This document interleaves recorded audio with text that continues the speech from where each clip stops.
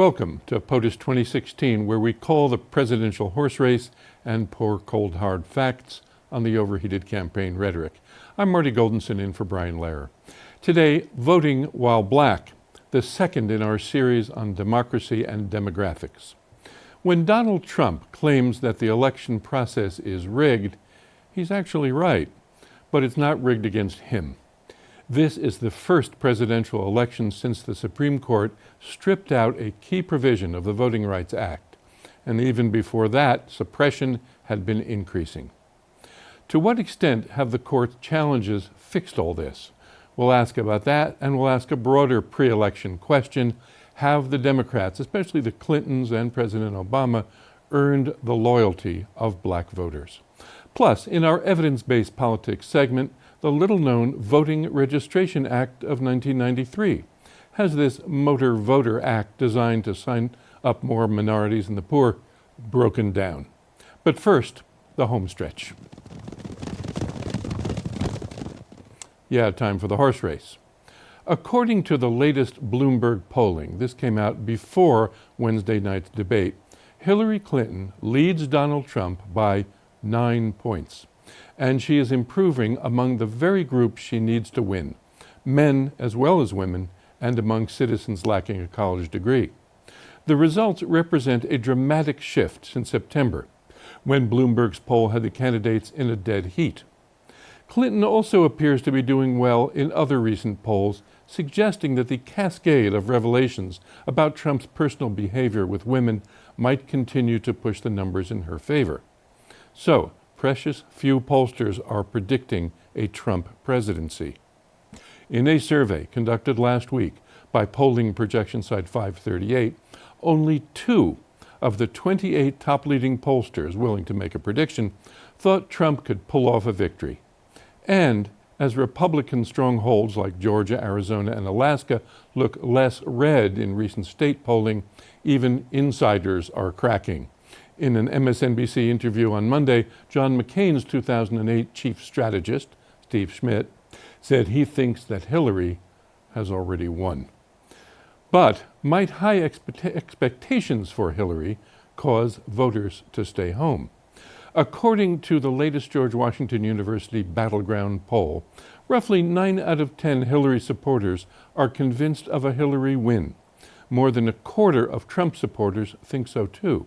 Nearly 3/4 of Gary Johnson supporters and 2/3 of Jill Stein supporters also think Hillary will win. Voters might be thinking, my ballot won't matter.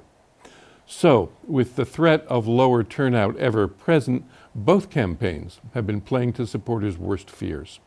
According to Politico's Morning Consult poll released Tuesday, 73% of Trump supporters think that the election will be stolen from Trump. That's what he's been telling them. This might mobilize his base. But fear of Trump is a big factor too, especially among black voters. 71% of blacks between the ages of 18 and 49, and 72% of black women, more than any other group, including whites and Hispanics, expressed a serious fear if their candidate loses in November. This according to mid-year Gallup polling. Which brings us to Voting While Black, our second conversation in our 4-part series about demographics and democracy. Among black folks, have the Democrats earned the nearly 100% loyalty the polls predict? And there's the serious matter of voter suppression. This is the first presidential election since the Supreme Court stripped out a key provision of the Voting Rights Act in 2013. To begin, joining us on Skype from Washington, D.C., Dr. Julianne Malveaux, labor economist and author of Are We Better Off? Race, Obama, and Public Policy. Welcome. Thank you for having me. Good to be with you. Yes, good to hear your voice. Let's begin with the toughest question, I think, which is why you are disappointed in the president we have. Because I think that figures in to whether we can expect a lot of black folks to go to the polls this year. Well, the closing line in the epilogue of my book is, yes, we can, no, he didn't. President Obama did not make black folks better off, but he didn't make us worse off either. I think either candidate McCain or candidate Romney would have made us worse off. But there were so many things that I think that this president could have done, certainly if not in his first term, then in his second term. Great things, but for example, he cut spending for historically Black colleges and universities. I was the president of Bennett College for Women in Greensboro, North Carolina. At the time, I was apoplectic. I couldn't believe it. When money went to the states for recovery funds, we know that states are anti-urban, but we also know that Black and brown people are more likely to live in cities. And so why could some of that money not have gone to cities? I mean, there's so many ways that I think that the president could have stepped up. Now, fully understanding that only the first 2 years of his presidency did he have the Democratic majority in both the House and in the Senate, only in those first 2 years. But I think boldness would have brought people out in 2010. Instead, we lost the Congress then. And do you think Black leadership was afraid to demand what they wanted because they were so delighted to have a Black president at all? Absolutely. I mean, one of my standard lines is you will not get fed in your mother's house unless you bring your plate to the table. People did not push President Obama. I am friends with many members of Congress and many African-American leaders who always caution, let's give him a break, let's give it a minute. And you can't do that. FDR was famous for telling the African-American community, make me do it, make me be correct. And we never made him. Do you think that leaders were afraid? I mean, you criticized him, and Cornell West criticized him, and Tavis Smiley criticized him. And there was a price to pay. There was a price to pay, and I can't tell you the weird mail I got that as a college president, I had people writing to my board saying this woman is out of control simply because I use the same analytics that I always use. I do not regret my votes for President Obama, but at the same time, I really do think he could have done, to put it in the vernacular, mo better. Do you think that perhaps Hillary Clinton will do mo better? Which is to say, I think about Nixon going to China. He had the credibility of an anti-communist. So they couldn't call him soft uncommunism, and he made a rapprochement with China. I wonder whether someone like Hillary might be able to seem more like president, not worry about being president of all the people, which must have worried Obama, that Yes. He wouldn't look like president of all the people, but more just president of Black America, that she might get more done if you brought those demands to the table. You know, I think you're absolutely right. Hillary, first of all, gets race in a way that Mr. Trump does not, and none of the other candidates do. Bernie Sanders and the Black Lives Matter movement pushed her to the left on some race matters. When have you seen a majority party candidate use the word reparations? I mean, that has, that's unprecedented. So I think that she can do more than President Obama did. And I think that by two reasons. One, we learned from the experience with President Obama that she must be pushed. But two, I think based on her relationships with people like Donna Brazile, Mignon Moore, Mary Wright Edelman, that she can be pushed. And what will you ask of her? If you could walk into the White House and say, here's the agenda. You've got lots of Black votes. It looks like 99% of Blacks are who do turn out, and we'll talk about that in a few minutes, will vote for her and not for Donald Trump. Let's call it 97. What, 97? All right, to be safe. If you were in charge of walking that list to the table, what would be at the top of the list, and what else would be on there? Targeted jobs and education programs will be at the top of my list. Targeted programs because when you do these general programs, they don't hit the people who need them the most. So if you look at targeted jobs, the unemployment rate among African Americans is twice that of whites. Why not target employment programs toward African Americans? I mean, there's a whole lot of rising tide stuff like the Fight for 15, et cetera, that does affect African Americans. But I think that what many people want, myself included, is a public policy that's articulated towards those who've been the least and the left out in terms of economic recovery. Yeah, but we're living in an era where many people are rebelling through the Trump campaign and in other ways against affirmative action. Won't this such a targeted jobs plan look like affirmative action, and we'll have Bakke-like cases all over? Well, if we have Bakke-like cases all over, we'll have the opportunity to litigate those things that we need to litigate. We have the Section 5 of the Voting Rights Act, which I know you'll talk about with Sherrilyn, basically being vacated.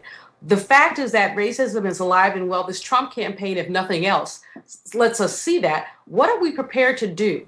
What are we prepared to do to redress that? Now, I'm a 60s child, undergrad class of 74. So we were the people who were out in the streets with our fists up. I think that the Gen X folks kind of let it slide. But these millennials, these Black Lives Matter young people are pushing it because we didn't do it before. And are you afraid they won't, I'm sorry to interrupt, but are you afraid they won't vote? That a lot of, people of our age might feel some sentimental, have some sentimental feelings about the Clintons, but he was labeled, I think, the first Black president in a humorous way. That was such a misnomer. Yeah, but will millennials turn out? I'm concerned that millennials may not. Many of them have very strong feelings. They don't like the Clintons.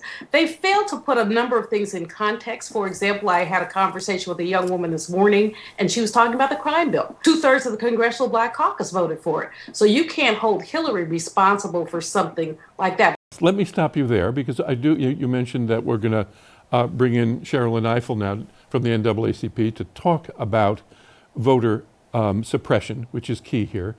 Joining us now, Sherrilyn Ifil, President and Director Counsel of the NAACP Legal Defense and Educational Fund, and author of On the Courthouse Lawn, The Legacy of Lynching in the 21st Century. Welcome. Thank you. So the big question is not so much who will Black people vote for, but how many will have trouble when they get to the polls. We know there's a lot of voter suppression laws that came after this Supreme Court decision. Have you been able to reverse a lot of it? Well, actually, we have. That the good news is we've been winning. This is actually quite remarkable. If you think about in 2008, when the Supreme Court decided a case called Crawford versus Indiana, and in a case where they didn't really have very many facts, Justice Stevens, found that voter ID laws were not themselves unconstitutional and did not necessarily impose an undue burden on voting. Right.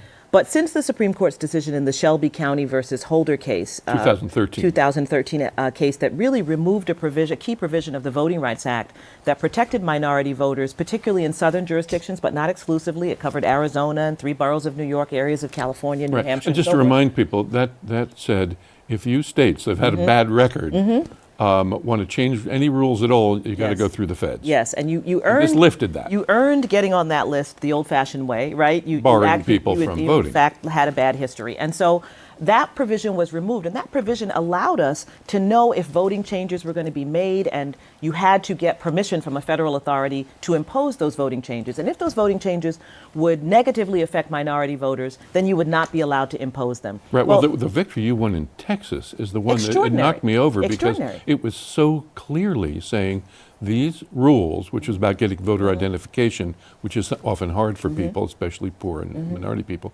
it was simply done. The excuse for it, of course, is always voter fraud. Voter fraud, right. But what did the judge say? Well, the trial judge found that the law intentionally discriminated against Black and Latino voters, and it was created for the purpose of doing so. When you heard that, did you fall off your chair? We didn't. Look, we put on a strong case. We demonstrated that there were over 800,000 voters who could not vote as a result of this voter ID law. And we also showed, the conversations that happened in the legislature. We showed how Texas surgically went around different forms of ID to exclude those forms of ID that minority voters were more likely to have, and to allow those forms of ID, like a concealed gun carry permit, that non-minority voters were likely to have. So our clients, who are students at the state school in Texas, could no longer use their university ID. You couldn't use your tribal ID if you were Native American to vote, but you could use that concealed gun carry permit. So we thought we put on a great case. We were glad that the judge listened to the evidence. It was an over 90-page opinion. And then on appeal, we won again before a panel of judges who found that the law, at the very least, violated the Voting Rights Act and had questions about whether it was intentionally discriminatory. And then a second time before the Court of Appeals, we won yet again. All right. So what you need, of course, is a cascade, because, as I understand it, 17 states put in these restrictions. Texas 3 hours after the Supreme Court made their decision. And actually before that decision, 22 other states had tightened their rules. So has there been a cascade of challenging and overturning these rules. Well, this summer, I think what we've seen in North Carolina and Wisconsin and Texas and a whole series of these decisions is that federal judges are beginning to see what we said, what we predicted in Crawford, and what we've been saying over the years since the Shelby County decision. And they're recognizing the burden that these stringent voter ID laws impose on minority voters. Listen, most people have had to provide some form of ID when they come to vote, but they have never in the past been required to present the kind of government-issued photo ID that has been required in these states. And I think what we're going to see after this rash of wins this summer is that states are going to have to go back to the drawing board, and they're going to have to remove these deliberate impediments to people being able to vote, and they're going to have to allow people to exercise the franchise. Voter fraud is an illusion. I don't know how many studies we can point to that demonstrate the one I love is the Washington Post did a study and found that of 1 billion votes cast over the last, I forget how many years, 31 cases of fraud. You have a better chance of being struck by lightning than experiencing in-person voter fraud. So this is something that was made up for the purpose of justifying these laws, and it's a weird moment in our country in which there's kind of the explicit effort to keep people from voting. As you know, we've often had trouble with turnout, with getting people to come out and vote. And yet now you have this very deliberate effort to ensure that some voters, particularly minority voters, are not able to cast their ballot. It's a critical moment for our democracy. Yeah, a critical moment because the voting is coming up, and it's not just southern states that did this. No. And in fact, laws were passed all over the country, including Ohio, Wisconsin, and Arizona, if I have my research right. Overturned in a couple of those states. Those are swing states. But still on appeal, is it, in Arizona? Yes, and Arizona, by the way, was formerly covered by Section 5, was one of the non-southern states that was covered. What we always believe to be true, and what I think has been borne out, is that what we did around voting in the states that used to be covered by Section 5, in the South, where we had the most virulent voting problems, in some ways set an example for the rest of the country. And so when you had this Supreme Court decision in the Shelby case, which removed the barriers, and now you had the formerly covered jurisdictions doing things that they had never been able to do before, it caught on like wildfire. And it gave aid and comfort and permission to states that had not been under the Section 5 provisions to do the same. Right. And so it's actually created a national problem of voter suppression, whereas in the past it had been limited to those southern states. And so in some ways, the Shelby County decision not only took us back to problems that we had in the South prior to the Voting Rights Act, it actually expanded the problem because it allowed this problem to metastasize because there really was no check on it, besides those of us who've been able to marshal resources, get into court, and litigate these cases. You know, Marty, if I could just I was just going to bring you in. Okay. Julianne, what was your thinking? It's not only the voter ID thing. I think North Carolina in particular, when you start cutting early voting, when you start cutting Sunday voting, when we know that that's very effective, when people do the All Souls to the polls and go from church to the polls, when you start cutting those things, it's not just about the ID, it's about the access. Well, in some places, Oregon, you can vote, you can register to vote by mail, making it easy. Voting should not be difficult. Voting should be easy. And that's what I think the intent should be in a democracy, is to make voting easy. And what we've seen not only through the legal cases that Sherrilyn has so expertly put out, but also through, the minutia, we've seen people making voting much more difficult. Yeah, in terms of, for example, fewer voting places in areas where minorities, this rings a bell. The polling places, that's been a major one. Explain. Well, obviously, everybody knows they go to their polling place to vote. Well, after Section 5 was removed, we saw efforts in places in Georgia, in North Carolina, to reduce the number of polling places. You may recall that picture of the very long lines in Arizona for the primary election. That's because the state decided to close 70 polling places. This is something that could not have been allowed under the former preclearance provisions before the Shelby County decision. In one jurisdiction in Georgia, the officials decided to close all but 2 of the 24 polling places and place those 2 inside a police station. And it took the activism of people on the ground to be able to stop something that would have been absolutely forbidden under the former regime. So this idea of the shell game of where do I vote and do I have to drive 25 miles to vote? There was one effort in Baker County, Georgia, to close polling places in the African American community. These are all the ways, the tactics, and Julianne it's absolutely right. It's not just voter ID, it's polling place changes, it's changing electoral districts and so forth that are the mischief that has sadly really characterized what has happened since 2013. We have some additional evidence about the motor voter law, about voter suppression, and we have to bring that in now.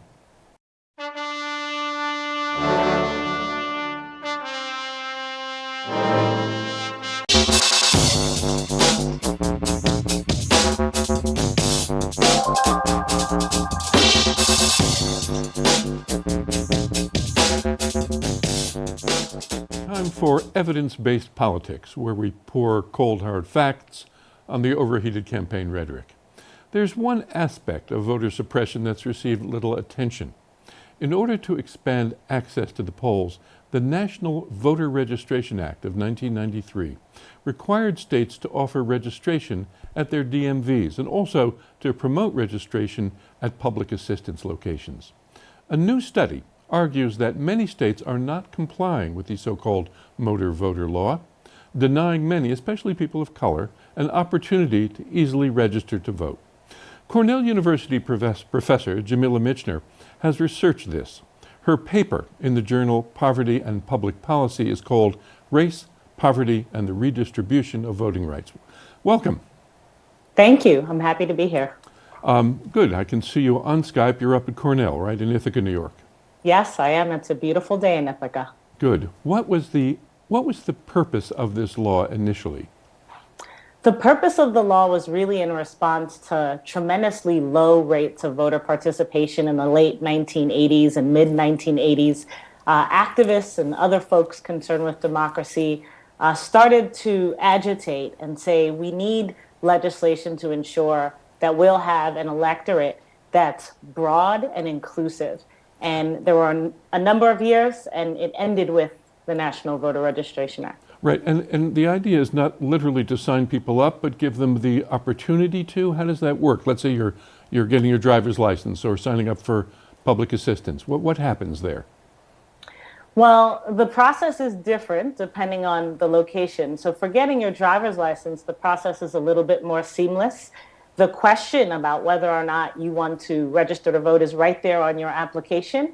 And also the person behind the counter is supposed to ask you verbally. And if you say yes, they assist you and even send those applications out for you.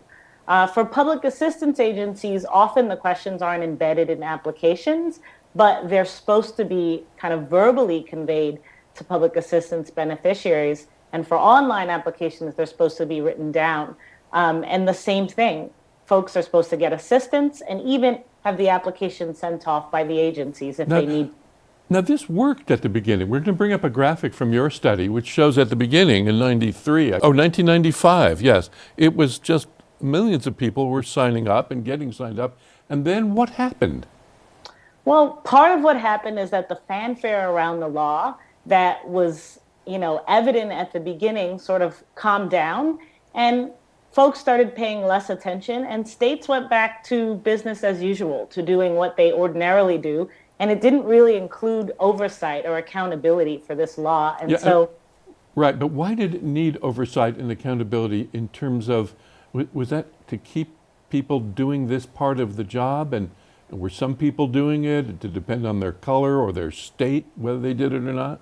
Well, that's what my research focuses on. And the answer is yes. It depended largely on racial politics and also class politics, and that varies across the states, so it varied. And in states, for example, where African American populations are higher, we see lower rates of compliance with the law. And in states where Republicans have control of the legislatures, we see lower rates of compliance with the law. Ms. Ifil, you're shaking your head like you're just not surprised. Well, we've litigated some of these NVRA cases, including a recent one in Louisiana, Scott, and in the early days in Maryland. Here's the problem. The problem is, I can't wait to read your research because voting still remains this intensely local process. Think about your DMV office. Who's in your DMV office, right? It's not some state official at the high level. It's the average person who's working, in that DMV office. And whether or not there's going to be compliance with NVRA very much depends on that person's supervisor, on how seriously they take it, on whether they're doing monitoring and checking, to make sure that people are complying with it, whether they're disciplining those employees who fail to ask the question. The same would be true for social service agencies and so forth. And so this idea of oversight is so important, because the more we have our electoral apparatus at the small local level, think about how many thousands of counties there are in the country, the less we are able to really manage this kind of progressive legislation that is really designed to encourage people to vote. Let me get back to Professor Michener then. Part of the solution might be legal. Are there other solutions, training or oversight? Absolutely. So there's certainly a role for a legal solution, and organizations that advocacy organizations like Demos have come in and sued states, and we see an immediate jump in the amount of registration. But there are a couple of other things. One is information. So I do a lot of direct communication and research with low-income people, and most of them do not know that this is a resource that they have access to. They don't know when they go to sign up for benefits, they can get help with voter registration. But that conversation is supposed to be initiated by the person who's signing them up for a driver's license or for public assistance, right? It is. But it isn't too often. Yeah, it's supposed to be, but it's not always. And it's systematically not in places where we see populations of color. So that's a real problem. Are there also, did you also find that when black people did the intake, they tended to do it, to take care of this more and register people more? Yes, that's exactly what I found. And it's not surprising, because we know that African-American bureaucrats and government officials have a history of kind of political consciousness, and that affects the way that they do that work. Was it less so with Latino? Actually, dramatically less so, significantly less so. Why do you think? A number of reasons. Part of it might be a kind of level of political socialization or political consciousness that kind of prompts you to prioritize voter registration as an important part of your job. And also part of it is certainly accountability. Latino bureaucrats are more common in states where we see weaker apparatuses in terms of accountability and enforcement. I get it. Listen, we're out of time. I wish we could talk longer, but we can't. We have to go. But thank you both for joining us. Thank you so much for I learned having a lot me today, and I hope the viewers have as well. And that's POTUS 2016 for today. We're here each week at this hour calling the presidential horse race and pouring cold hard facts on the overheated campaign rhetoric. Brian Lehrer will be back next week to examine the many facets of the Latino vote. Less than 3 weeks to go. Hang in there. I'm Marty Goldenson. Thanks for watching.